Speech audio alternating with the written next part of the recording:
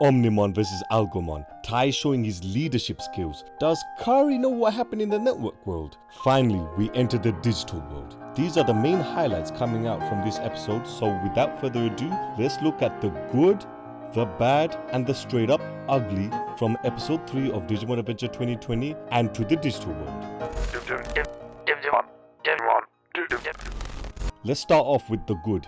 This episode is like an episode of two halves. Half the episode was Omnimon and Algomon, and the second half was like the cooling off period between that fight in the network world. And for clarification, the battle between Algomon and Omnimon was in fact in the network world and not the digital world. For those of you who were thinking that the fight might have been in the digital world, we find out right at the end of the episode how the digital world looks like, and it's vastly different to the network world that we have seen in the past 3 episodes. But let's talk about the fight between Algomon and Omnimon. Omnimon was just dominating him. He was silent throughout the whole fight. Not only him, but Matt and Tai were also dead quiet as well, and they were both glowing with the colors of their crests, like a Super Saiyan aura around their body. We saw that same aura in the previous episodes with Tai and Greymon. Every time the Digivice had an aura, Greymon would get stronger. It was the physical link between the partner Digimon and the Digidestin. The Digidestin and the partner Digimon's emotions are connected. As we saw when Tai shows courage, Greymon would get stronger. I think also, if the Digimon is oozing confidence and is showing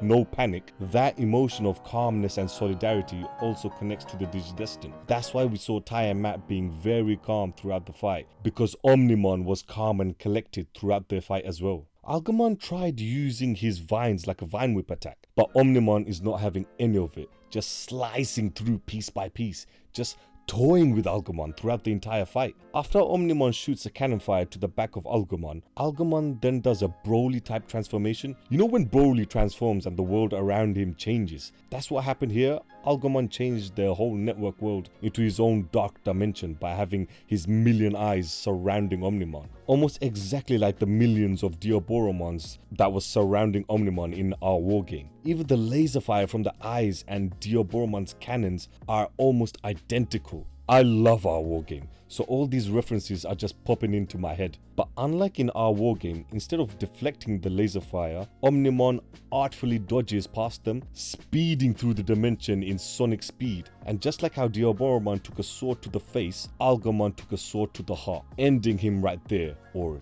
did it? Later on in the episode, we see an electrical surge blacking out parts of Tokyo, and we see an eyeball shaking about and making a weird noise. We also see a silhouette of that Digimon. Well, I assume is that Digimon, the eyeball of that Digimon. Could this be Algomon? Let me know in the comments section down below on who you guys think that Digimon was. It could be Algomon, it could be Diaboromon, it could be Daemon, it could be who knows, but let me know in the comments. Another positive point for me was Tai showing development of his leadership skills early on in the series. We are only episode 3 and he is already calling Omnimon to destroy the missile when the missile was seconds away from destroying Tokyo. He took charge in that moment, and it's showing early signs of leadership for his character, which will justify why he should be the leader of the Digidestin. Omnimon took out the missile from the network world, which makes sense because in the earlier episodes, Algomon was messing around with the trains in Tokyo, so Omnimon being able to redirect the missile was quite clever.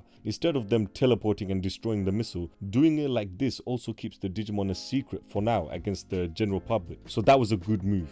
We see the sky just going crazy and malfunctioning, like in the first episode of the original Digimon series, how the sky was going crazy back then. It meant the gate to the digital world was open. So I want you guys to remember that fact. And we see it happen in this episode when the sky was going crazy. Omnimon returned to the digital world. Another good point, or should I say 2 good points, is that we see both Joe and Sora. They're keeping it close to the original, with Sora and Tai having known each other before camp, and Joe is just hilarious, complaining to the other kids. We didn't see him meeting Tai and Izzy, but we saw Sora. Interestingly, we didn't see Mimi yet, so I wonder where she is. The episode ends with the gate being opened and Tai going into the digital world, which is another good point for me because in Digimon Adventure, we barely went into the digital world, so it's refreshing to see us finally having an adventure in the digital world again. Now the bad. Again, this episode was solid.